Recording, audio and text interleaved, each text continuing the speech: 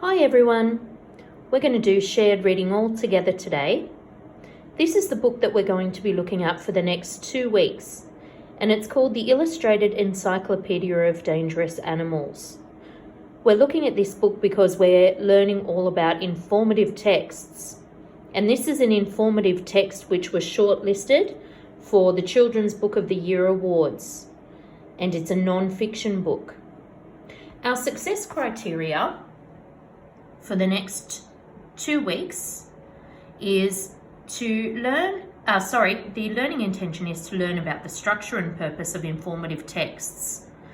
And the success criteria is that you'll be able to read an informative text and identify the main ideas, explore the structure of informative texts and how they are different to other types of texts, and to identify the purpose of an informative text. So what we're going to be looking at today is this second point here, which is about structure. Because we've looked at imaginative texts for quite a while, we need to start thinking about informative texts and how they're different. So we're going to look at the structure of this book today. We're going to do it all together because there are some main things which make an informative text different to an imaginative text. So as I open it up, this part of the book is called the end paper.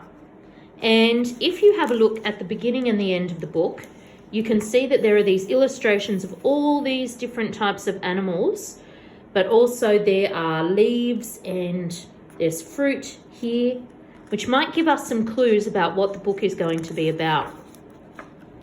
We open it up to the title page, and then we get to the contents page. And this is a very interesting contents page. It shows us that the book is all about dangerous animals and different types of dangerous animals from all around the world.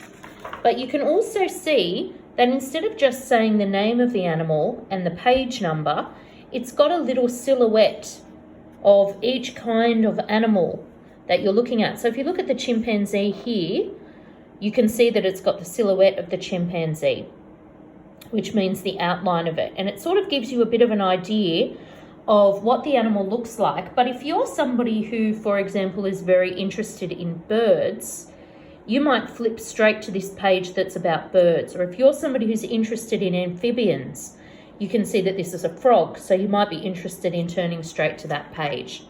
So the one that we're actually going to look at together here today is the reef stonefish.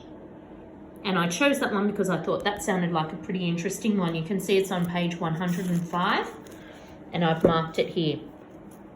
So each double page of this book looks the same. There's a beautiful illustration of the animal which takes up a whole page, and it shows you what the animal looks like in detail. And this is what the reef stonefish looks like.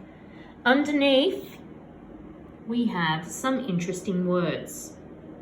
So this is the proper species name for a reef stonefish, and it's in Latin.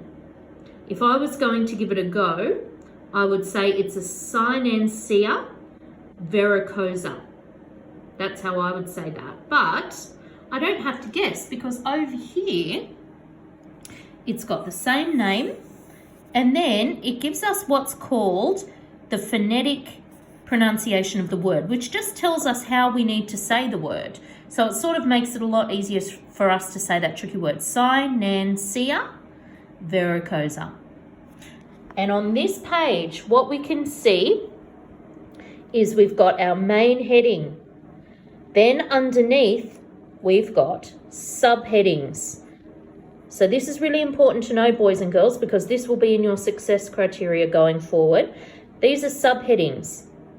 And subheadings help us quickly find the information we need. So if we're looking to see how dangerous a reef stonefish is, well, we could just go straight to the subheading that says danger factor.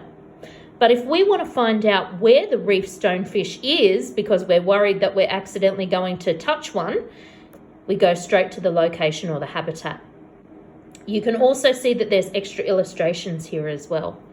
So the subheadings are description, danger factor, conservation status, diet, location or habitat, And then there are some fun facts. Don't worry too much if you don't know what those words mean just yet. But those subheadings are the same in each section of the book. So this is the rough-skinned newt, and you can see that it's got the same subheadings here. Danger factor is in yellow because the name of the book is the Encyclopedia of Dangerous Animals. So that's why that one is highlighted, because it's all about how dangerous these animals are. And the fun facts are in a coloured box to make it stand out, because that's often the information that people will be quite interested in.